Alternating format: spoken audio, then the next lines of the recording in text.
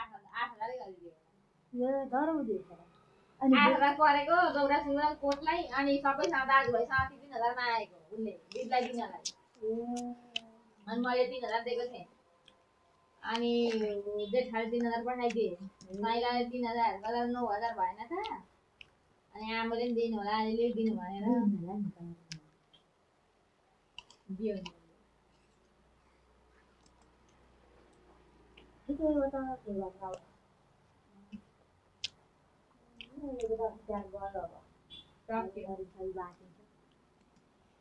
आउनु त राम्रो भयो भने ज्वाइँलाई दसैँमा आउनु भन्नुपर्छ दसैँमा आउनुहुन्छ नि हाम्रो दसैँ तिहार मान्ने गरी आउँछ दसैँ तिहार मान्ने गरी कहाँ बस्नुहुन्छ यी बस्यो भने हुन्छ यो भने मजाले दसैँ तिहार मान्नुपर्छ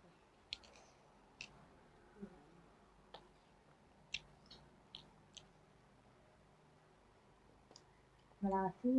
मम्मी गएर काट्नु पैसा कहाँ आएको काटेर खानुपर्छ घरमै भन्नुहुन्थ्यो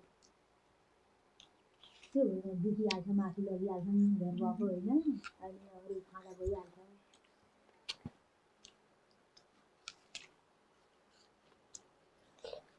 नानीले क्या झोलाहरू मासु लगेर आएको धुने लुगा बुढी सुतेको न बुढी गराउनु उता सुगाइतिर धोकी थियो धुनु पर्छ गएर त्यही पनि ए यो त्यही उता पत्रको मैले भित्रै ल्याएर उतो टन्ना चढाइदिनु पर्ने के गर्नु हिजो त्यसरी पुछेकी होइन त्यहाँ पानी पुछेको धुनुपर्छ लु बेलैमा खानुपर्छ अनि पकाइदिन्छु म भात तरकारी के खाने तरकारी साग भाइलाई आलु चाहिन्छ कि थोरै चामल भिजा पकाल्छु म अब यसलाई 2 जना आलु भोलिदिँदा भयो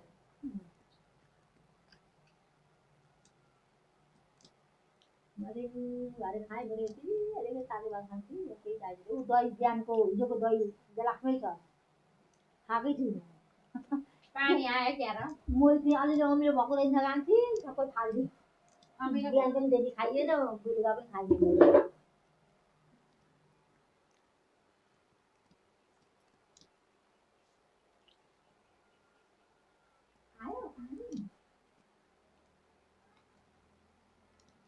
अघि आएछ पानी अघि आएछ पानी हिजो पनि त्यो हिजो पनि पानी आएको थियो नि मैले अलिकति चामल पकाएर पकाएको दाल के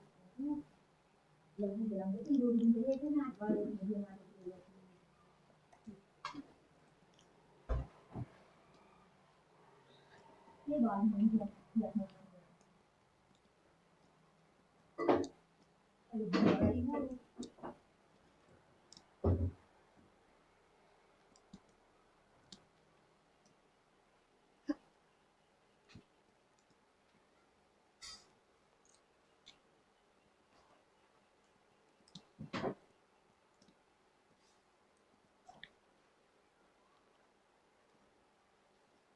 इनै कुर्ता सुरुवाल है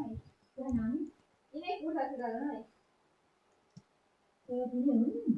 राम्रै भन्नु त्यस्तै भएर बिचरा राम्रै भन्नु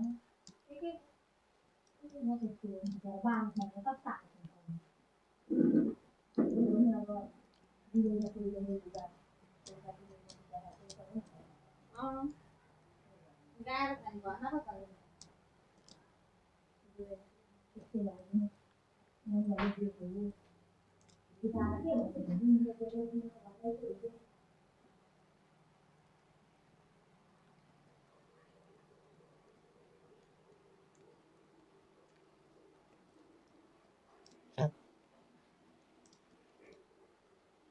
नानी